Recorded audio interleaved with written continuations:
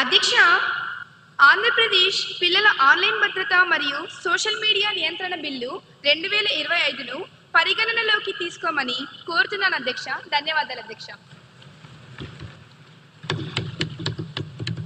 మంత్రి గారి ప్రతిపాదన సభా సమక్షంలో ఉంది. బిల్పై సభ్యులు చర్చ ప్రారంభించవచ్చు.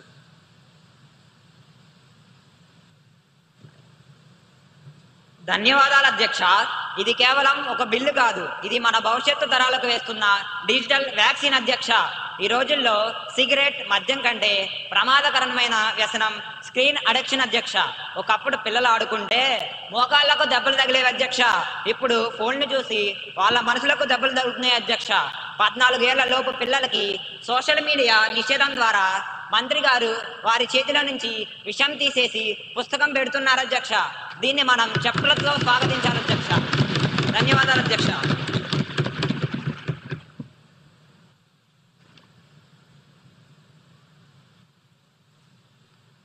గౌరవనీయులైన అధ్యక్ష, ఇన్నాళ్ళు టెక్నాలజీ కంపెనీల ముందు తల్లిదండ్రులు నిస్సహాయంగా ఉన్నారు. పిల్లలు ఏం చేస్తున్నారో తెలియక వారిని కంట్రోల్ చేయలేక సతమతమవుతున్నారు.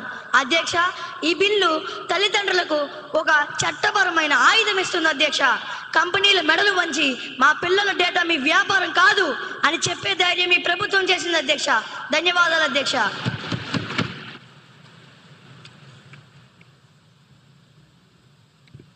అధ్యక్ష, మంత్రి గారి ఉద్దేశం మంచిదే కావచ్చు, కానీ వారి సాంకేతిక పరిజ్ఞానం చూస్తేనే ముచ్చటేస్తుంది అధ్యక్ష. ఏంటి అధ్యక్ష, 14 ఏళ్ళ లోపు పిల్లల్ని సోషల్ మీడియాలో రాకుండా ఆపేస్తారట. అధ్యక్ష, మన ఇంట్లో వైఫై పాస్వర్డ్ మర్చిపోతే దాన్ని రీసెట్ చేసి మనకి ఇచ్చేది ఆ 10 ఏళ్ళ పిల్లోడే అధ్యక్ష. అధ్యక్ష, మనం దాన్ని బ్యాన్ చేస్తే వాడు VPN వాడి అమెరికా లొకేషన్ పెట్టి మరీ లాగిన్ అవుతున్నాడు అధ్యక్ష. అధ్యక్ష, అప్పుడు మీ పోలీసులు ఏం చేస్తారు అధ్యక్ష? వెళ్ళి అమెరికాకి వెళ్ళి అరెస్ట్ చేస్తారా? అధ్యక్ష, వాళ్ళు కడుతున్నది డిజిటల్ గోడలు కాదు అధ్యక్ష, ఇసుక గోడలు. అది ఒక్క క్లిక్ తో మొత్తం కూలిపోతుంది అధ్యక్ష. అధ్యక్ష, ఆచరణ సాధ్యం కాని చట్టాలు తెచ్చి మన సమయాన్ని పేపర్ని వృధా చేయడం తప్ప మనకేం ఉపయోగం ఉంది అధ్యక్ష?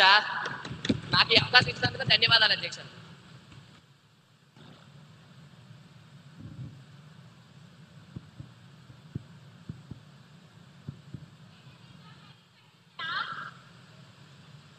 Now you may proceed. Shri Nara Chandrababu Naidu గారిని ప్రసంగించవలసిందిగా మీ అందరి కరతాళ ధ్వనుల మధ్య సాదరంగా సగౌరవంగా వారిని ఆహ్వానిస్తున్నాం.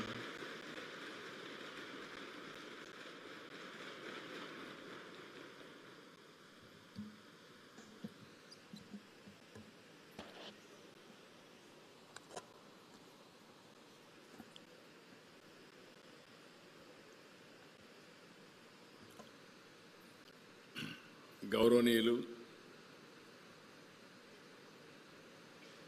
శాసనసభ స్పీకర్, ఇక్కడ శాసనసభ స్పీకర్ కాదు, నిజమైన శాసనసభ స్పీకర్ గౌరవనీయులు అయ్యన్న పాత్రుడు గారు, బాగా ఇక్కడ శాసనసభ స్పీకర్ ప్రో టర్మ్ కానీ శాసనసభ స్పీకర్ కూడా చాలా ఎఫెక్టివ్గా పనిచేశారు. మిమ్మల్ని చూస్తే చాలా ముచ్చటేస్తూ ఉంది. Wonderful work. అదే సమయంలో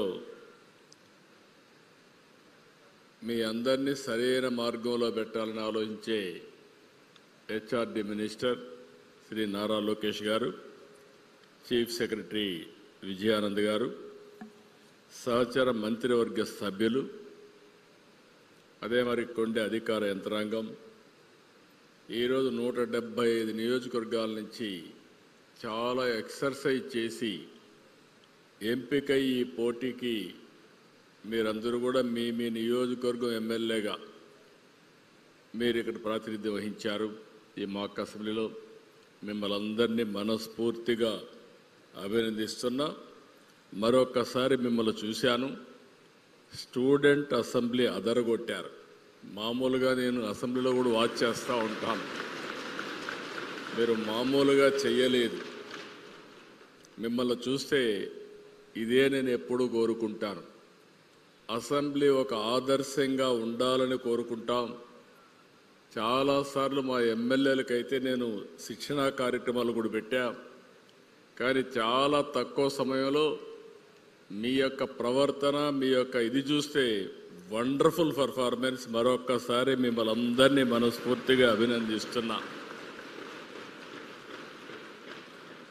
ఈ సంవత్సరం మనందరం కూడా ఇటీవల కాలంలో మన ప్రధానమంత్రి గారు ఈ యొక్క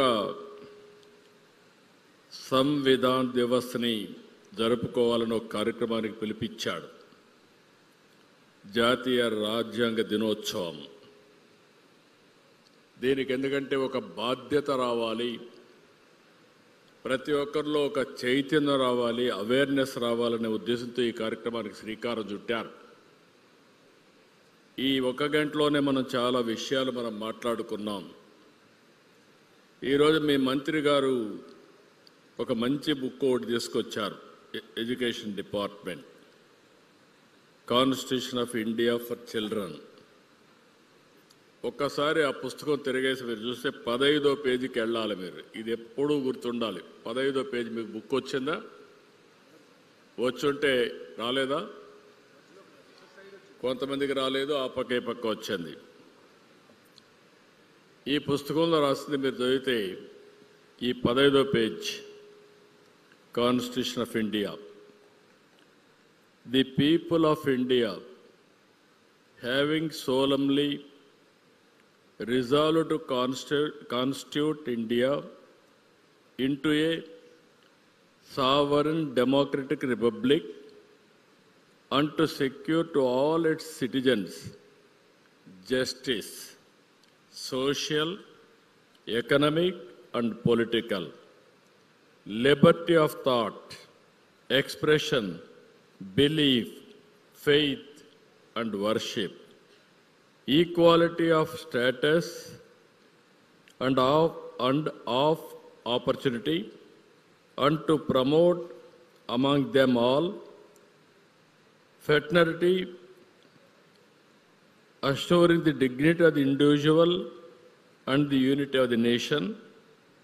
In our Constituent Assembly this 26th day of November 1949, do hereby adopt, enact and give to ourselves this constitution. ఈ రాజ్యాంగం రాసుకునేది మన కోసరం, మనం రాసుకున్న రాజ్యాంగం ఇది. ఇప్పుడే ఈ రాజ్యాంగాన్ని చెప్పినప్పుడు చాలా విషయాలు చెప్పారు. ఇది చూసినప్పుడు నేను 28 సంవత్సరాల్లో ఎమ్మెల్యే అయ్యాను. మొట్టమొదటిసారిగా నేను యూనివర్సిటీలో చదువుకునేటప్పుడు, ఇప్పుడు మీ మారిగానే నేను కూడా ఆలోచించినప్పుడు